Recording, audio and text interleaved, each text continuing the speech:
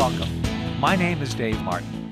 If you are considering new fundraising software for your organization, you have a tough decision to make. With numerous companies offering many options, how do you know which one is right for your nonprofit? Could you use some help? Well, you've come to the right place, because this presentation could improve your chances of making the best decision, one that moves your nonprofit ahead rather than one that is a setback for your organization, one that costs you real purchase dollars and personnel costs, and even more importantly, loses valuable time that could be spent finding new donors. I'll show you a smart way to structure your decision, whether you use Davlin resources or not. Ready? Let's get started. I started my journey in the nonprofit field as a special events director, then development director of a statewide organization, and eventually as the CEO of a unit of the American Lung Association. I've spent the last 3 years consulting for a software development company, learning the business from an inside perspective, and consulting with nonprofits who need help with technology. One thing is for sure, keeping up with technology, getting the most out of it, is never easy. A fellow named Don Norman said it better than I. We spend far too many hours coaxing our technology into submission. However briefly, we spend time installing it, learning it, restarting it, then updating it. We're constantly setting the time, changing the batteries, re-entering information. We live in the age of digital information, a world that promises multiple blessings. That doesn't mean we're going to like it. It seems that we're constantly having possibilities dangled in front of us, but the reality is we can't have it all. That's just not the state of the art. But we can have a lot. By the same token, we can't do everything in this presentation, so by the end of it, you will not know which software to buy. Sorry. You won't learn how to use fundraising software, and you will not learn the pros and cons of one product over another. What you will learn is a strategy for software purchase that puts your needs first. You'll get some real tools to help narrow the choices, and you'll learn some ways to avoid a costly wrong decision. What you will learn is something I devised after watching nonprofits struggle with software decisions for years. It's called the SMART system. And briefly, here's how it works. The S in SMART stands for Strategic Needs Assessment. You'll learn how to start by placing your needs first. The M is managing the feature monster. You really need to create a top 10 list to focus on your needs, and we'll talk about that. A is for a hands-on evaluation. How does the software look? How does it work? Does it work like you do? How do the companies themselves look? The R is for recommendation, something you'll get if you hire Davlin. And T is for the best vendor proposal, something again that Davlin Resources can help you with. So here's the nonprofit challenge. We want something good, we want something fast, and we want something cheap. We call that the unattainable triangle. So let's put good and fast aside for just a moment and talk about cheap. Right? Let's talk about cost. What is the most costly software-related item? You might tend to think it could be hardware, it could be support, it could be training, it could be the upgrades you need. So I left a big item out of that last slide. Your number one cost, people. Of course, you're going to spend more on your staff in the next year to use the package you buy than you will to purchase all of the above things we're talking about.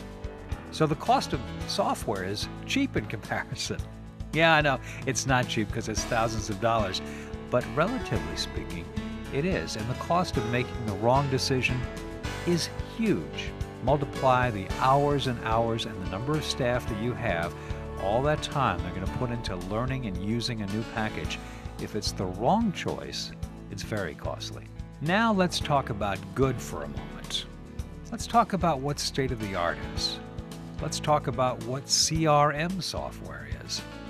This used to be very simple. They used to call it donor software. But the buzzword now is CRM. In a flight of fancy, I imagine that CRM might stand for cuddly red mice. Okay, it really stands for Constituent Relationship Management Software. Boy, that's a mouthful. It means storing a lot of names with connected facts that can be sorted and searched on in any way imaginable. Think of it as Google for donors. When a donor calls, you can surprise her by mentioning that $200 donation last fall because it's right there in front of you. Today's best software lets you connect donors with companies, connects donors with people in your organization in ways that it couldn't before. In fact, if you haven't looked at fundraising software in a long time, you're going to be pleasantly surprised at what today's best software does. So as we talk about state-of-the-art, we got to ask the question, what's in your PC? Is it the good? Is it the bad? Is it the ugly? After years in the nonprofit business, I've seen some pretty ugly. Are you using an in-house program that a volunteer wrote? What do you do for support? What do you do for updates? Are you using an expensive do-everything program and you're a one-person office and, gee, nobody understands it, nobody knows how to set it up, and you're kind of flabbergasted with it? And a more important question is, how do you get past the limitations of what you have now, get into the right software? If you're an exec or a development director, I'll bet it's not in your job description that you have to know how to look for computer software. And I'll bet you don't have very much time to do it too, right? I've seen so many organizations go about buying software the wrong way, and the typical things they do is start by looking at demos, which will confuse anybody because they all look pretty good. Some organizations will go for elaborate. They figure if the software has every feature on the planet, it's bound to be good, and they'll be confused by it. Some organizations go for simple when what they need is industrial strength. Some go for cheap. Look at the price first, screen out the ones you can't afford. All those are really the wrong first steps to take when you need software. What are the right ones? The way to start is with the letter S in SMART. It stands for strategic, and you start by quantifying what it is that you need. For example, how many names are you managing?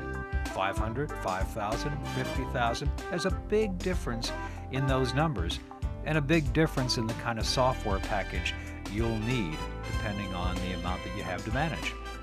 What fundraising methods are you now using or plan to use in the near future? The direct mail, corporate and foundation grants, special events, planned giving program. You see, the more you do or the more you plan to do, the more robust your software needs to be, and the more capable the features need to be. It's important to know exactly what you need your software program to do before you start looking at demos. Donation recording, mail merge letters, reporting, these are all kind of basic things that most programs do, but some better than others. Relationship tracking, how important is it to know where your donors work or what their other relationships are? And what about modules? You hear that term bandied around a lot. Major gifts modules, grant tracking modules, special event modules. What's the difference between that and just a feature? Salesmen may tell you that your software will track special events. What does that mean? Does it handle the entire event from budgeting to dinner table assignments or t-shirt sizes? Or does it only store basics and give you a report? And what are your needs? How many events do you do per year? This is the kind of detailed information you need to assemble before you even consider the packages that are out there. Then, the next step is to consider who needs access to your data and what resources you have in your office and what your needs are. For example, do you have staff in various locations or working from home? Do you have volunteers who need to access donor information? You might want to consider a web-based solution. This means the software is hosted remotely. Makes it easier to share, there are no updates to install, and there are no backup worries. If you're concerned about the security of your data, the cost, or the speed, a product that is installed on your own server may be a better solution. This is the end of part 1 of the SMART system. You're about halfway through the presentation. In part 2, I'll reveal how the dreaded matrix works and how you can use it to your advantage with the help of Davalin Resources or on your own. I call it dreaded because it looks pretty forbidding. However, I can't exactly make it fun. I'll make it clear and easy to understand. You can start part 2 now, or you can come back later. This part is about 9 minutes in length and gives lots of detailed information. I'll see you there.